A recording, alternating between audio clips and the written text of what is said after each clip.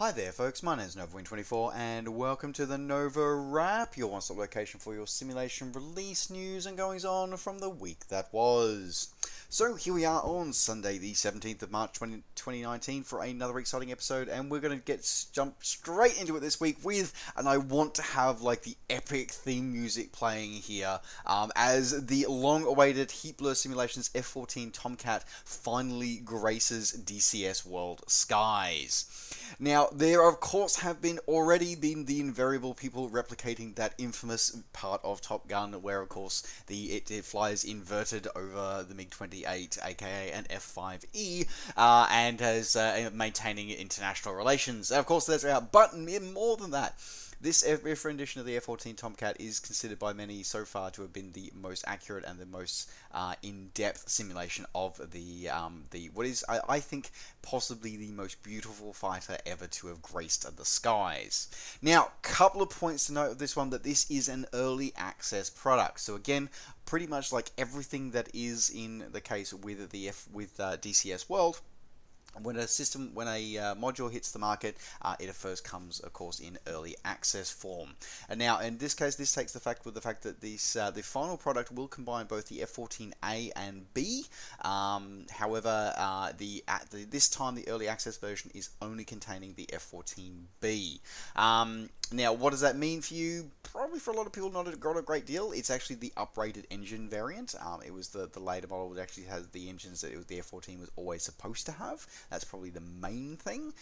It was also known partially as the Bombcat because it was the first version of the F14 to be certified to carry air-to-ground ordnance as well as the air-to-air ordnance. So, of course, that makes it very, very useful in DCS World, where you get to blow stuff up on the ground as well as the sky. And of course, the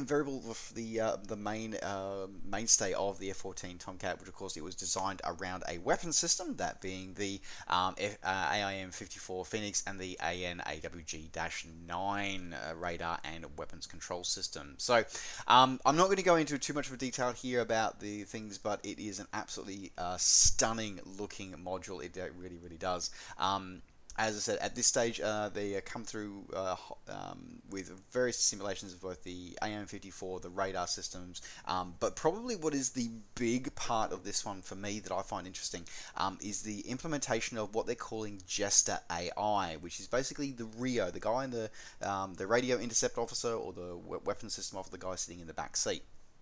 So yeah, basically it's gone through and they've created it through it to be able to make it as human-like as possible. So there is literally hundreds of hours of dialogue options that have been recorded in the studio for this one, along also with a limited function AI pilot for if you want to take the control of the weapon systems in the back seat. So really interesting thing, and the interface seems to be fairly intuitive. I've only had a quick look at it so far. I still working my way through the tutorials before I get it into up the air. Speaking of, I have to highly recommend my good friend and colleague Belgeode. He actually was fortunate. He actually got his hands on an early access copy, and he's been waiting and be helping out with the pre-early access. So the early access version, I was actually helping him out with some of the development, and he's finally now releasing some videos on it. So I definitely suggest that you go over, have a chat to him, and have a look at his channel for some really great videos on the F14 Tomcat. But yes, as I said, if you are wanting to pick this one up, this one is available now either direct from the DCS World store for $80 US, or the Heat Blur store, which is the same price. There is an option available if you do buy it from the Heat Blur store, though. Or you can actually buy 2 copies for $150 US, so you do get a slight bit of saving if you do pick up 2 copies at the same time. So there we go, available now. Now, just a quick word as probably one thing for any of you Steam pilots out there. There is still some not 100% word on whether or not it is available for the Steam version. Officially, apparently it's not. However, I have seen reports of some pilots who have pre-ordered it having access to it. So I am not 100% sure of this one as this news story is going to air, though I do hope that for all of you Steam pilots out there that it is available to you, if not already, then soon, because it is looking an amazing add-on. As I said, if you want to pick this one up, available now from Heat Blur or DCS World Store, available now. Moving out of DCS World and moving into the sim that is the other sim that is definitely much on the rise at the moment. It's X-Plane 11. So we saw quite a few scenery releases. We saw 3 major scenery releases this week as one particular developer continues bringing their content over onto this one, and another developer takes their first tentative steps into the X-Plane 11 world. We're going to start this week with FSDG, with bringing 2 more of their airports over from the ESP platforms, converting them and making them available for X-Plane 11. The first one is Agadir Al Masera, which is one of the largest airports in Morocco, and a important hub and destination, as well as a source flight for many flights heading over to the Canary Islands. So this rendition of theirs, is, as the airfield looks to be, I believe it's around about 2017, with a updated high-resolution aerial imagery for the airport and the surrounding area. Full update of the airport and overhaul of it to now include animated ground traffic, as well as full implementation of the PBR materials and enhanced lighting available for X-Plane 11. So this one's coming in at $20 from the FSDG store, or the original equivalent, available now. And the other release from FSDG, we saw them release Graz for the Graz airport from Austria, which is Austria's second largest city. Have that one come over to X-Plane 11. Now this again is another airport as it appears at the, I believe it's more close, a bit more recent, but it's about 2018. This one appears as it does, with a very regional destination, very great for anyone wanting to fly into the Alps, take some majestic scenery through the Alps of Austria and Switzerland. So this is an up-to-date rendition of Graz Airport. As I said, high-resolution aerial imagery for the airport and the surrounding area, all fully included as well. And not only do you get that, you also get a few other things as well. Again, same as what we saw with the other one, the Agadir airport, with full implementation of the PBR materials and enhanced lighting of X-Plane 11. A couple of extra things though have been added into this one. So it gives additional airport animations using one of the free plugins, the SAM plugin, so you can actually control some of the airport buildings and hangars and actually make them open using a plugin. It also includes seasonal variations of the photo reel, which is something fairly unusual because X-Plane 11 traditionally just uses its summer year-round no matter what. But with the advent of Terramax and some other add-ons to actually be able to enable different seasonal textures to come in, this airport is ready for that, which is really kind of interesting and kind of cool. They've actually sort of thought about that and add that in as well. Definitely something that many have seen the ESP platforms had a bit of an advantage over the X-Plane platforms for a while, but maybe not so much longer. So if everyone wanted to fix one up for your X-Plane 11 enjoyment, you are looking around about $22 or your regional equivalent, available now from FSDG or your favorite flight sim retailer. And the other X-Plane 11 release for this week goes over Vidan Designs, famous for doing a lot of work with various Scandinavian airports. They've taken their first tentative steps into the X-Plane 11 world by getting the airport of Grenaa in East Jutland in Denmark and bringing it over into X-Plane 11. So it's just a small sort of regional sort of GA airport sort of here, and it's just a grass runway, very simple thing, but it's a great sort of, it's obviously a great step and definitely an important developer step to actually sort of see how they would go moving it over onto the new platform. And from the look of things, it looks pretty damn awesome. So this one is available, so it includes full custom modeling of all the airfield buildings, including high-resolution textures, full implementation of photoreal scenery for the airport and the surrounding areas, full use of volumetric grass and flora. No fauna, but flora. You also get lots of custom auto-gen for housing and for farm buildings for the surrounding area as well. Now, this one is a great thing about this one is it's coming out as a free gift to the community. So not only are they experimenting, they're also giving it to the community for free. Just head over to the Vidan Design website and be able to pick the one and add that to your cart for free, available now. Moving out of X-Plane 11, moving into the ESP world, the guys over at France VFR have come out with their latest rendition of their photoreal parts of France. This time they've released their rendition of the area of Lower Normandy and up to the Normandy coast as well.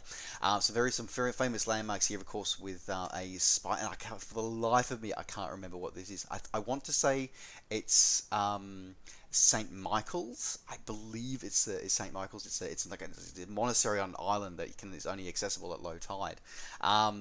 But there's come through a whole set of custom photoreal ground textures ranging from 0.8 to 1.5 meters per pixel resolution of the entire area, optimized to work with a prepared V4.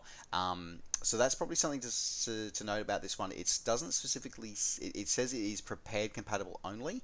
I am not 100% sure whether that makes it prepared V4 only, or whether it's just it will implement with all the actually no, tell a lie, no, I've just seen it here.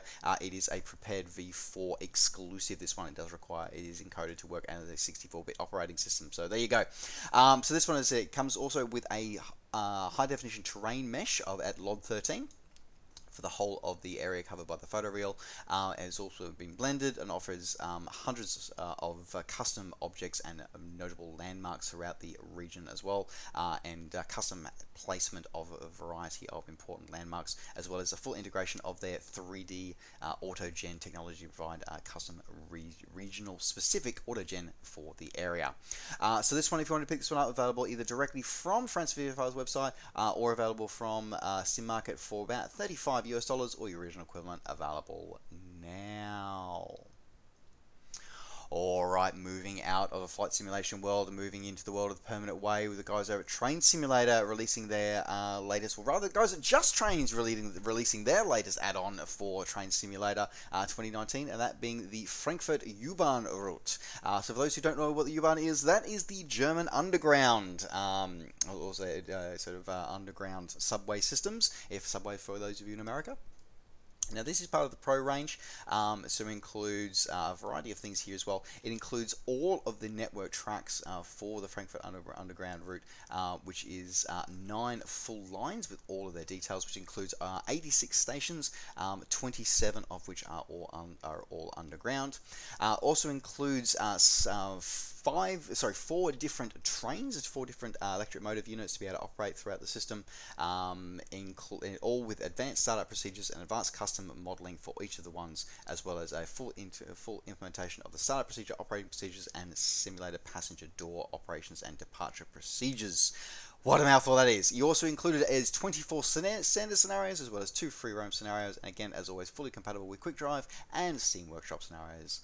This one's coming in from the guys over at Just Trains, either available direct from the Just Trains website, or available via Steam, coming in at $40 US, or your original equivalent, available now.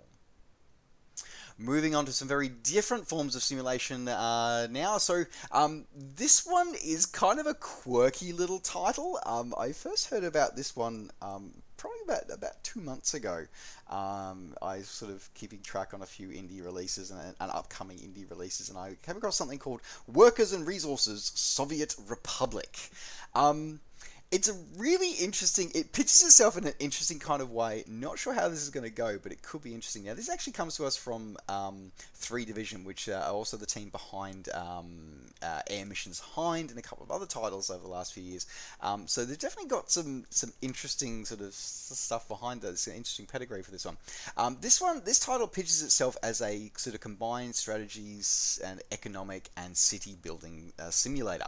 We actually sort of, you manage all, in their words, you manage all aspects of your own republic, including planned economy, mining resources, manufacturing goods, construction, investments, and managing your citizens, including things like, transportation systems, where everybody is, what resources, and what sort of, things that they have access to, including, religion and sports and government loyalty and all sorts of stuff. So it looks really kind of interesting. You've got a bit of a transport simulation going on here. You've got some economy simulations on here. You can sell stuff in whether it be US dollars or rubles, and it's just, it looks interesting. Now, this is a title that's coming out in early access. I will say, I don't normally cover it, but it does intrigue me. So this is an early access title. They've stated the early access period is expected to last 1 to 2 years, which is interesting that they've already given it a timeline, but it's still an open timeline, but it's interesting they've given a timeline. Now, this one comes in as, it just looks interesting. I don't know whether it's going to be something more akin to, whether it'll be more akin to something like Tropico, or maybe we're going to see something more City Skylines, but with sort of that, Soviet sort of theme, I'm not sure. This is going to be intriguing to find out, especially with the tech trees and stuff like that, but I hopefully will be looking at it very, very shortly. So you can pick this one up, as I said, is normally $25 US, currently on a launch special for the first week, marking it down by about a couple of percent. So you get it down for, you can get it for $24 US at the moment. So you save about $1 if you do want to pick it up early. Otherwise, it might be one interesting one to keep an eye on. As I said, this one's available now on Steam. And rounding out the simulation release news for this week, this is a title that I thought had died. I honestly thought this title had died. Now I remember 2 years ago. I think it must have been at least 2 years ago. Frugal and I, Frugal co-opted me to get him to test out a very early alpha version of a title called Wolfpack. And lo and behold, what pops into my feed this week as I'm doing the news is Wolfpack. It's back from the apparent dead, and it's looking pretty damn spectacular. What is Wolfpack? So, it's a realistic first-person co-op U-boat simulation title, where you play one of a multiple crew in a submarine. Now, as I said, it's obviously changed a fair bit since I first looked at it. When I first played it, it was the multi-crew idea where you each sort of had, there was one station, and it was like there was 5 stations, and it was only 3 of us. It was absolutely hilarious trying to juggle it all. And then, not only that, we also had the fact it was a Swedish ship during the before the start of the Second World War, and it seems to have morphed more into now that you're playing as a German U-boat now. And yeah, but either way, the same concept seems to remain the same. You're playing as one of up to 5 characters. So you've got a captain, helmsman, dive officer, radio man, and navigator, and each one has various different roles and things to do at the moment. So it's interesting. It takes an interesting take on a genre that has its own mixed issues as well, especially being able to get people to work together as a crew and as a team. That's always a challenge. But yeah, I'm happy to see that it's actually made its way, from the depths of the alpha. So the alpha was very interesting, a challenge, especially because there was no documentation at the time, and now in its way to early access beta. So if you're wanting to pick this one up, as I said, probably make sure you got your crew organized first. They are talking about having AI crew members down the track, but it looks like it may not be part of what's shipping at the moment. So probably just bear that in mind. Have a look and see if it is interesting for you. If you haven't wanted to pick this one, you're looking at $35 US or your original equivalent, available now on Steam. And with that news, folks, that does round out the NovaWrap for this week. Thank you very much for joining me. Don't forget, as always, to like the video and subscribe to the channel if you're enjoying these videos and want to see more. And of course, you can always catch up with me on all the things I'm up to between videos by finding me on Facebook and on Twitter. Just search NovaWing24. Alright, folks, thanks very much for watching. Take care, safe skies to all, and we'll see you next time. Bye for now.